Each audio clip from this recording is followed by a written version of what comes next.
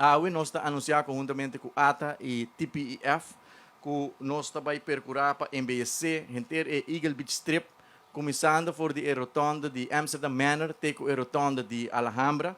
Nós lo percurar para landscaping tá uniformar, para mais organizar, para mais estruturar, para ter inteiro strip, botar aí o look and feel de mesmo landscaping. O projeto aqui está consistir de 6 lotes.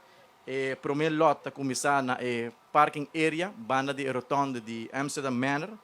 E de 2 lotes está acaparar a área durante Amsterdam Manor. E de 3 lotes está acaparar a área durante La Cabana Beach Resort. E de 4 lotes a área durante Paradise Resort.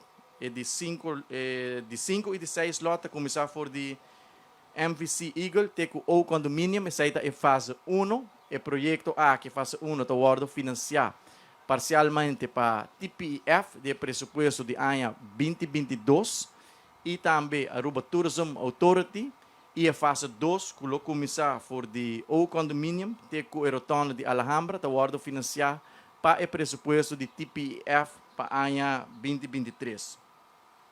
É bonita de projeto A, que está, é também um projeto caminho setor público e setor privado, também traz outro, tá financiar projeto aqui junto, também public-private partnership, realmente public-private partnership, aqui como também se sabe, que nesse caso aqui, setor público está fazendo inversão por meio de fundo que tem disponível para TPEF e também Aruba Tourism Authority, e o compromisso está, o commitment está de toda a propriedade na caminho da inversão dilante da propriedade, caminho de inversão aqui lo guardo assim, não está comprometendo mais para fazer a manutenção para toda a área nos dilante. Está modelo novo que nós escolhemos para trazer, caminho do setor público está fazendo inversão e setor privado está comprometendo mais para fazer a manutenção. Essa aqui, no ano passado, não está o caso, e essa está fazendo o projeto aqui.